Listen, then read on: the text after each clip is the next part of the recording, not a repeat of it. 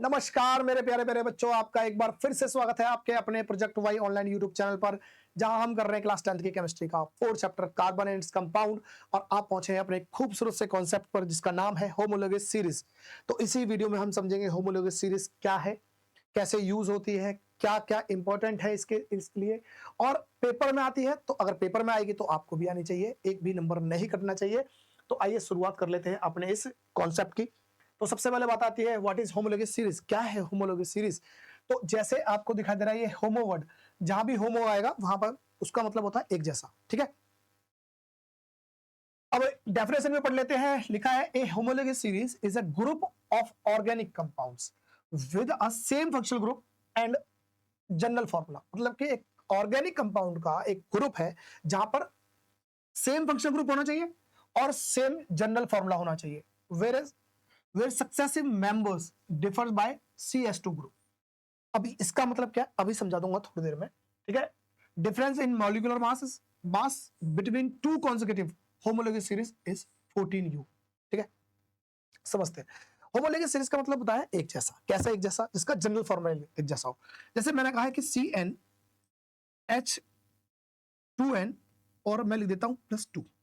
तो अगर याद है आपको ये किसका फॉर्मूला था, दो ज्यादा दे रखे हैं, कॉर्नर पे ज्यादा होते हैं हाइड्रोजन, तो ये होगा एल्केन ग्रुप का। किसका? एल्केन, ठीक है। अगर मैं ये बोल देता हूं CnH2n तो ये किसका हो जाएगा? एल्कीन का। किसका? एल्कीन का। और अगर मैं बोलता हूं CnH2n-2 और ये किसका हो जाएगा? एल्काइन का। किसका हो जाएगा? एल्काइन का। ओके ना। और समझे तो एल्काइन को हम बोलते हैं क्या? जब कार्बन कार्बन के बीच में ट्रिपल बॉन्ड हो।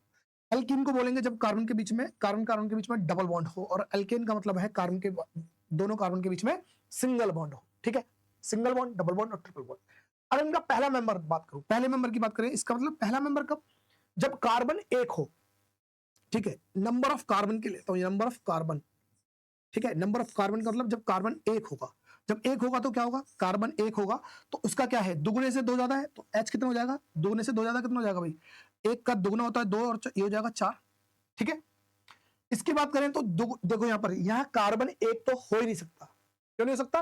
क्योंकि कार्बन और कार्बन के बीच में डबल बॉन्ड चाहिए और कम से कम डबल बॉन्ड बनाने के लिए दो कार्बन की जरूरत होगी। इसका मतलब एक कार्बन से तो ये डबल बॉन्ड और ट्रिपल बॉन्ड पॉसिबल ही नहीं है। ये बात हमने कर ली थी। फिलहाल एक कार्बन के लिए यहां पर कोई भी मेंबर नहीं बनेगा, ना अल्कीन में ना अल्काइन में। तो कम से कम दो कार्बन मेंबर चाहिए। अगर दो की बात करेंगे तो यहां पर क्या हो जाएगा? कार्बन दो। अगर जितने n है उससे दुगने से दो ज्यादा तो n का डबल कितना हो जाएगा? दो दूनी 4 और 4 में दो जोड़ देंगे तो 6। हाँ कि ना। यहां पर बात करें तो जितना है उसका डबल, तो कार्बन कम से कम दो चाहिए और उसका डबल कितना हो जाएगा? H में इसका हो जाएगा 4।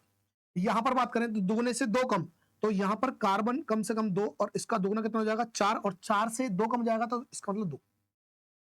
मैं कहता हूं कार्बन की संख्या अगर 3 हो जाए, कार्बन की संख्या 3 हो जाए तो हम इसी जनरल फॉर्मूले से निकाल देंगे। क्या होगा? कार्बन की संख्या 3 है तो H कितना होगा? इसके दुगने से दो ज्यादा, 3 दूनी 6 होते हैं, 2 8, ठीक है। अगर यहां का बात करूं तो 3 होगा और 3 का क्या होगा? डबल, तो 6 हो जाएगा। और यहां बात करें तो कार्बन 3 और 3 से डबल से दो कम, 3 दूनी 6 में से दो कम जाएगा तो H हो जाएगा 4। बात समझ में आ रही है? अगर ये जो हम बता रहे हैं कि भाई सेम होमोलोगस सीरीज का मतलब है कि एक ही जनरल फॉर्मूला ये है, तो इसी से एक मेंबर ये रहा, दूसरा मेंबर ये रहा, तीसरा मेंबर ये रहा, चौथा, पांचवा, छठा, ऐसे बहुत सारे मेंबर बन सकते हैं। ओके ना, ठीक है। ऐसे अगर ये जनरल फॉर्मूला सेम किसका है? अल्कीन का है। अल्कीन का है तो अल्कीन के ग्रुप की बात कर रहे हैं, पहला मेंबर दूसरा मेंबर। क्योंकि पहला मेंबर एक कार्बन का तो नहीं बन सकता, तो पहला मेंबर कहां से स्टार्ट होगा? यहां से। तो ये फर्स्ट मेंबर हो जाएगा। क्या हो जाएगा? फर्स्ट मेंबर, ठीक है। फर्स्ट मेंबर ऑफ किसका? Homologous series of alkene group. और ये हो जाएगा अल्काइन ग्रुप का पहला मेंबर होमोलोगस सीरीज का। किसका? अल्काइन ग्रुप का। कौन सा? ये। बात समझ में आ रही है? तो ये एक जैसे हैं, एक जैसे का मतलब अगर ये अल्केन है तो ये भी अल्केन, अल्केन अल्केन अल्केन चलेगा। यहां अल्कीन है तो अल्कीन अल्कीन अल्कीन का जनरल फॉर्मूले से बनेगा। और यहां पर अल्काइन है तो सारे जनरल फॉर्मूले से अल्काइन का बनेगा। जैसे जैसे कार्बन बढ़ेंगे कुछ ना कुछ H बढ़ेगा। कितना बढ़ेगा बताते हैं। जैसे मान लो अगर मैं दो लगातार अगर मैं मेंबर की बात करता हूं होमोलोगस सीरीज की, ठीक है। तो इस और इस मेंबर में अगर फर्क देखेंगे तो यहां पर सिंगल सी था और यहां पर डबल सी हो गया। कितना फर्क है भाई? एक सी का फर्क है। यहाँ H कितने थे? 4 थे और यहाँ कितने हो गए? H हो गए 6। तो अगर देखूं तो कितना हो जाएगा? H2 हो जाएगा। आके ना, ठीक है। अगर मैं इस दूसरे मेंबर और तीसरे मेंबर की बात करूं इन दोनों की, तो यहां पर भी देखते हैं तो 2 कार्बन थे, 3 कार्बन हो गए, तो इसका मतलब H, एक कार्बन हो गया। और यहाँ H की बात करूं तो यहाँ 6 H थे और यहाँ 8 H हो गए, कितने हो गए? 2 H बढ़ गए। तो एक बात समझ में आ रही है सर, पहले और दूसरे मेंबर के बीच में जो डिफरेंस है वो कितना है? CS2 का। और दूसरे और तीसरे के बीच में क्या है? CS2 का। चलो सर ये तो होगा अल्केन के। अगर मैं अल्कीन की बात करता हूं तो ये 2 मेंबर लगातार हैं, क्योंकि ये फर्स्ट मेंबर है, तो सेकंड मेंबर कौन सा जाएगा? सेकंड मेंबर ये हो जाएगा हमारे पास, सेकंड मेंबर, ठीक है जी। सेकंड मेंबर हो जाएगा तो यहां पर क्या है? पहले और दूसरे मेंबर के बीच में बात करें तो कार्बन कितना है? 2 है, और कार्बन कितना हो गया? 3 हो गया, तो यहां पर भी कार्बन बढ़ा है 1। H कितने? 4 है, और यहां कितने हो गए? 6 हो गए, तो H भी बढ़े। सर इसका मतलब एल्कीन ग्रुप में भी अगर 2 लगातार मेंबर हैं, कंसेक्यूटिव मेंबर हैं, तो उनका मतलब उनके बीच में क्या होगा? CS2।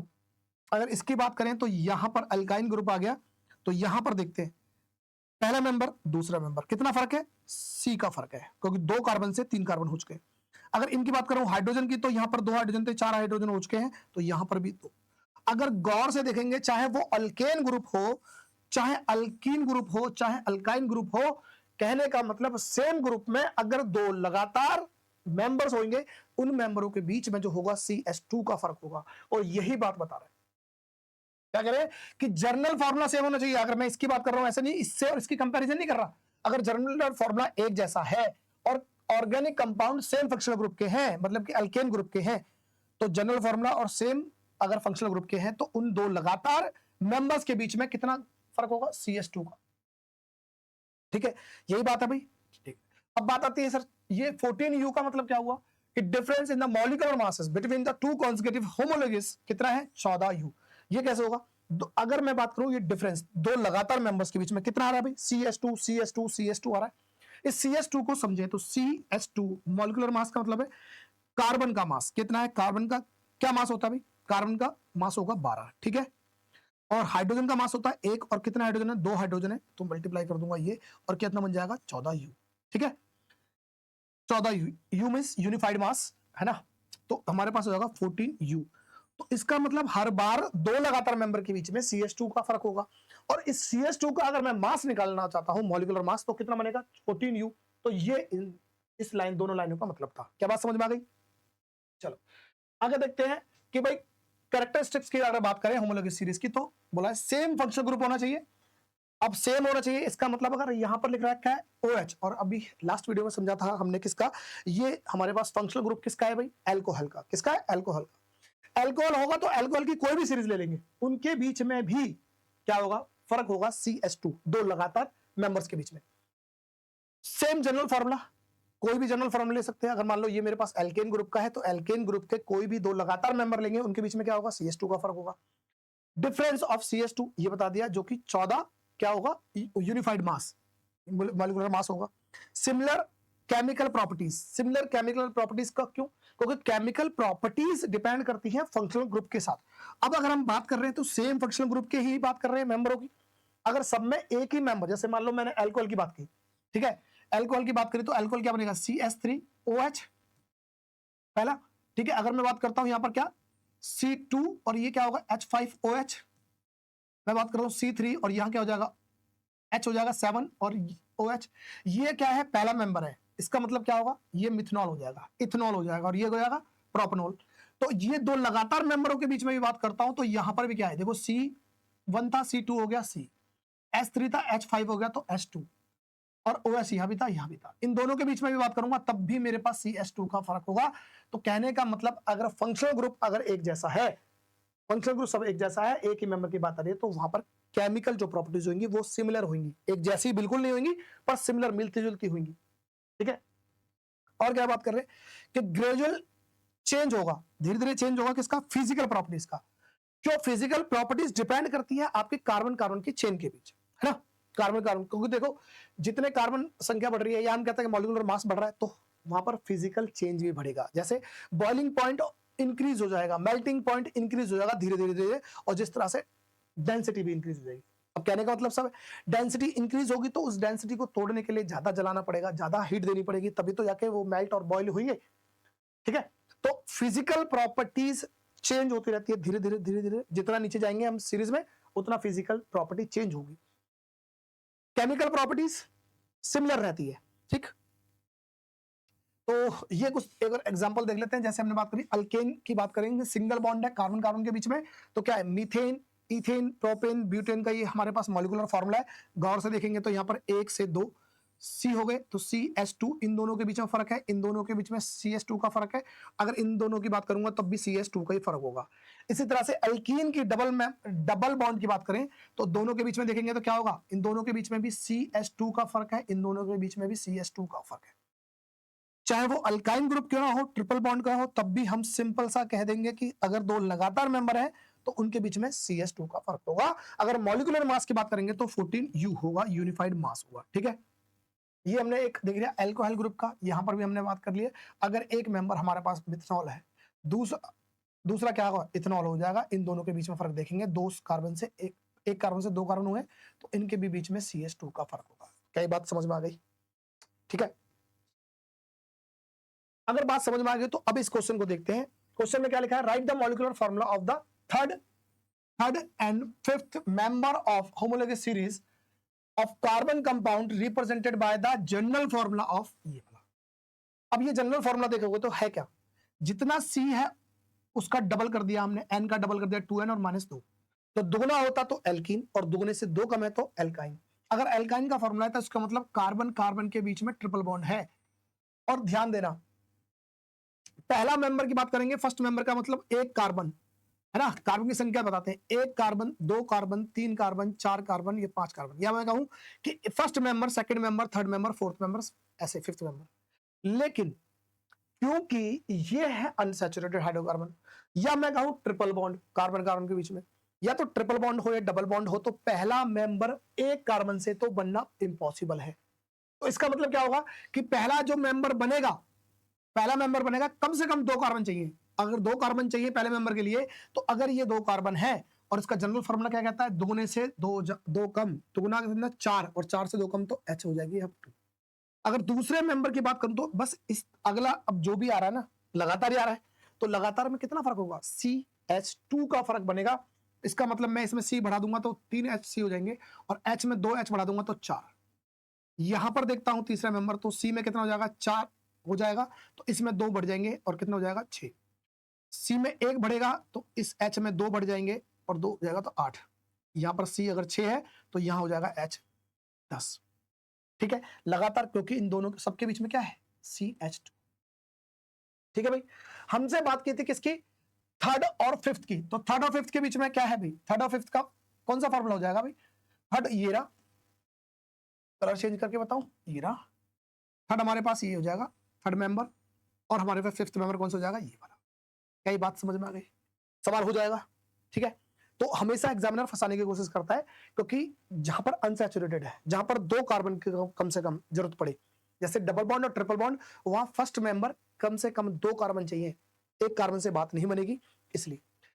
अगला क्वेश्चन देखते हैं, which of the following belong to the same homologous series. अब सेम होमोलोगस सीरीज का मतलब है सेम जनरल फार्मूला होना चाहिए, सेम फंक्शनल ग्रुप होना चाहिए। तो यहां पर देखो ये क्या है, अगर मैं इसकी बोलूं तो चलो ये यहां पर क्या है, सी, ये जितना भी है उसका क्या है, डबल से 2 ज्यादा है, तो अल्केन है, क्या है, अल्केन। ठीक है, यहां जितना है उसका डबल है तो अल्कीन है, क्या है, अल्कीन। यहां दुगना है, अल्कीन। ठीक है, और यहां दुगने से 2 कम है तो अल्काइन। अल्काइन समझ में आ रहा है। तो आप सिंपल से देखना है कि या तो दुगना है, या दुगने से 2 ज्यादा है, या दुगने से 2 कम है। तो यहां पर दुगने से 2 ज्यादा है, यहां पर दुगना है, यहां पर दुगना है, सी की संख्या मतलब H की संख्या C से दुगनी है, तो ये 2 हमारे पास आंसर हो जाएंगे, ये खत्म हो जाएंगे, अलग अलग के। बात समझ में आ रही है, क्योंकि ये भी अल्कीन, ये भी अल्कीन। बात आती है why chemical properties are similar, क्यों केमिकल की प्रॉपर्टीज सिमिलर होती हैं, तो वो उसके पीछे कारण है, because the chemical reaction depends on the functional group, वो फंक्शनल ग्रुप से डिपेंड करते हैं, फंक्शनल ग्रुप पे, not on the length of the carbon chain. तो कार्बन चेन कितनी भी लंबी हो कोई फर्क नहीं पड़ता, कहने का मतलब मैं कहता हूं कार्बन कितनी भी लंबी चेन बना दे, ठीक है, कार्बन के बीच में कितनी लंबी चेन बना दे, अगर लास्ट में अगर OH लगा हुआ है तो इसका मतलब ये अल्कोहल ग्रुप हो गया। अब ये डिसाइड करेगा इसका केमिकल प्रॉपर्टीज। ठीक है, कार्बन चेन, अब अगर मैं बोलता हूं कि यहाँ कार्बन की चेन के पास अगर एक OH है, ये भी अल्कोहल है, ये भी अल्कोहल है, तो केमिकल प्रॉपर्टीज हमारे इस फंक्शनल ग्रुप के कारण इसकी वैरी करेगी, ठीक है, लंबी चेन से कोई फर्क नहीं पड़ेगा। Example, ethanol and propanol both show reaction of the alcohols because both contain OH groups. यही मैंने बताने की कोशिश करी है कि अगर फंक्शनल ग्रुप सेम है तो उनकी प्रॉपर्टीज, जो केमिकल प्रॉपर्टीज है वो लगभग सेम जैसी होगी, और फिजिकल प्रॉपर्टीज डिपेंड करती है किस पर, why physical properties change gradually, क्यों धीरे धीरे चेंज होती है, तो because of the carbon chain length increase, क्योंकि हर बार देखोगे धीरे धीरे क्या होगा, जितने नीचे जाएंगे तो कार्बन चेन लंबी होती जा रही है, ठीक है। मॉलिक्यूलर मासेस इंक्रीज, जब कार्बन चेन इंक्रीज होती जा रही है तो उसके कारण क्या हो रहा है, मॉलिक्यूलर मासेस उनका चेंज हो रहा है, ठीक है, और इंटरमॉलिक्यूलर फोर्स जो है वो भी इंक्रीज हो रहा है। अब बताओ, अगर कोई किसी कंपाउंड का अगर इंटरमॉलिक्यूलर फोर्स अगर उसका इंक्रीज हो रहा है तो उसे तोड़ने के लिए आपको ज्यादा हीट देनी पड़ेगी, ज्यादा एनर्जी देनी पड़ेगी, और ज्यादा एनर्जी और ज्यादा हीट के कारण अगर वो टूटते हैं तो इसका मतलब अपना वो फिजिकल चेंज करते हैं, प्रॉपर्टीज में चेंज करते हैं, तो तभी तो हम उसे बोलेंगे मेल्टिंग और बॉइलिंग पॉइंट। अगर उनके मॉलिक्यूलर फोर्स अगर इंक्रीज हुआ है तो उसे उसका मेल्टिंग पॉइंट और बॉइलिंग पॉइंट दोनों ही क्या हो जाएंगे, वो भी इंक्रीज हो जाएंगे, क्योंकि ये इनके फिजिकल प्रॉपर्टीज पर डिपेंड करता है, ठीक है भाई, बात समझ में आई। तो ये था आज का हमारा एक होमोलॉजी सीरीज के ऊपर लेक्चर। तो उम्मीद करता हूँ आपको चीज समझ में आएंगी, अगर समझ में आई हो तो एग्जाम का एक भी क्वेश्चन नहीं बचना चाहिए, प्रीवियस पेपर उठाओ और सारे क्वेश्चन करो। मिलते हैं नेक्स्ट कॉन्सेप्ट के साथ नेक्स्ट वीडियो में, धन्यवाद।